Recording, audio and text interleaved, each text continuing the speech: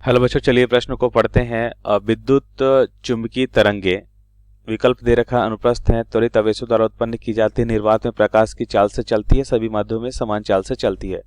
तो इस प्रश्न को समझने के लिए सबसे पहले हम प्रश्न की मुख्य अवधारणा को समझ लेते हैं। मुख्य अवधारणा तो पहले तो हम समझेंगे कि विद्युत चुंबकीय तरंगे क्या होती हैं। विद्युत चुंबकीय तरंगे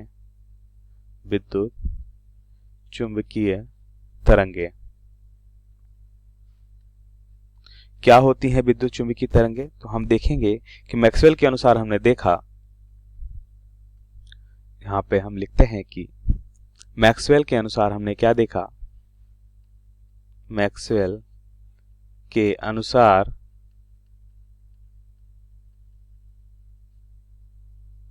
देखा कि विद्युत क्षेत्र और चुंबकीय क्षेत्र एक दूसरे के लंबवत तलों में कंपन करते हैं।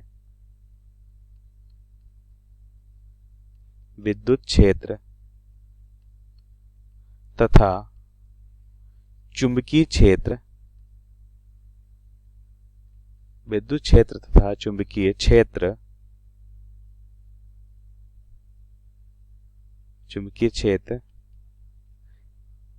एक दूसरे के लंबवत तलों में कंपन करते हैं। एक दूसरे के लंबवत तलों में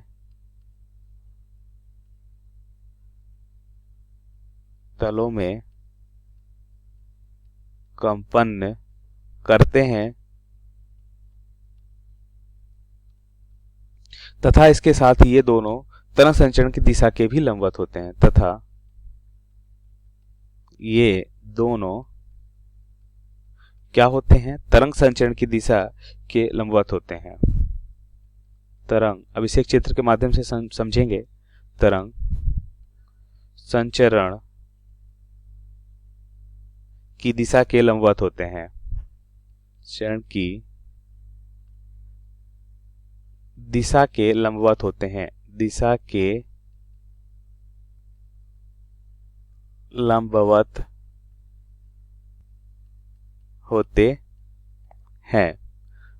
अब हम एक चित्र के माध्यम से समझें तो हम देखते हैं कि अगर विद्युत क्षेत्र की दिशा को हमने y दिशा में दिखाया, x दिशा में हम तरंग संचरण की दिशा मान लेते हैं v वेग से अगर गति कर रहा है यह तरंग, और z दिशा में हमने चुंबकीय क्षेत्र की दिशा को दर्शाते हैं, तो हम देखते हैं कि विद्युत चुंबकीय तरंगे किस तरह से गति करती हैं। ज्यावक्रीय गति करती हैं। तो ज्यावक्रीय ग्राफ में हम इसे दिखा सकते हैं और देखते हैं कि यह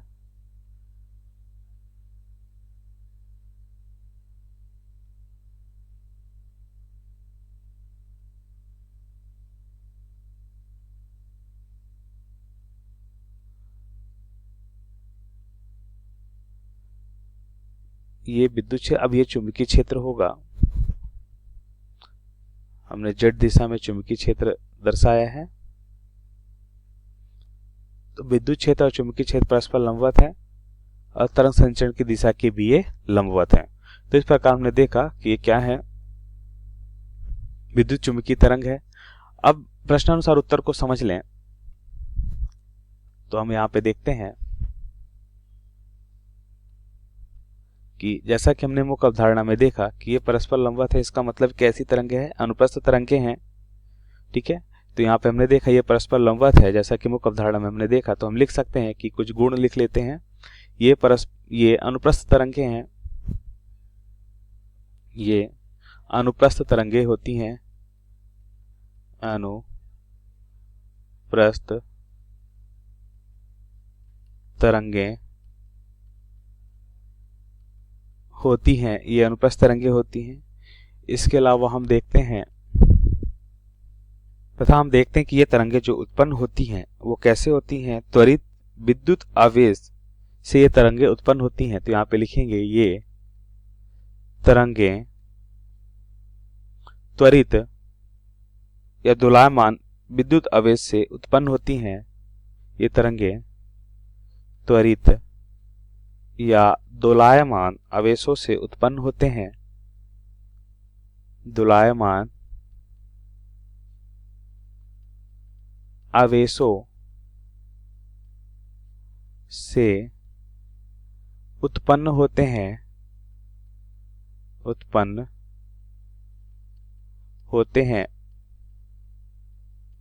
तीसरा हम यहाँ पे देखते हैं कि हम क्या लिख रहे हैं, अभी हम क्या बताना चाह रहे हैं। विद्युत चुंबकीय तरंगों के गुण यहाँ पे लिख लेते हैं। विद्युत चुंबकीय तरंगों के गुण। अब हम देखते हैं कि विद्युत चुंबकीय तरंगों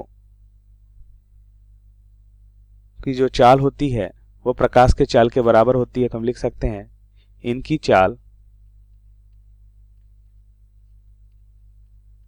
प्रकाश के चाल के बराबर होती है। प्रकाश के चाल के बराबर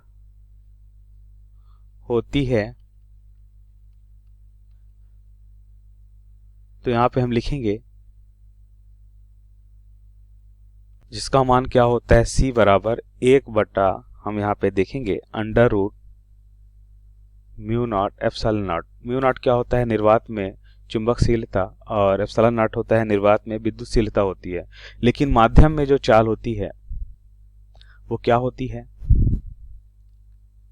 और यहाँ पे हम लिखेंगे माध्यम में, किसी भी माध्यम में चाल क्या होगी। तो अगर हम किसी भी माध्यम में चाल देखें तो यह हो जाएगा, जिसे हम भी से लिखते हैं तो यह होता है 1/√μ एप्सिलॉन नॉट एप्सिलॉन। इसका मतलब ये माध्यम में चुंबकशीलता और माध्यम में विद्युतशीलता कहलाती है ये। तो अब ध्यान से देखिए, तो हम क्या देख रहे हैं कि माध्यम की चाल और निर्वात की चाल अलग अलग है। तो निर्वात में प्रकाश की चाल जो होती है उसी के बराबर होती है विद्युत चुंबकीय तरंगों की चाल, लेकिन माध्यम में ऐसा नहीं है। अब देखते हैं यहाँ पे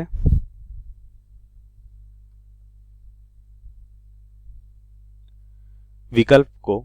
तो अनुप्रस्थ विद्युत चुंबकीय तरंगे अनुप्रस्थ तरंगे हैं, तो बिल्कुल सत्य है।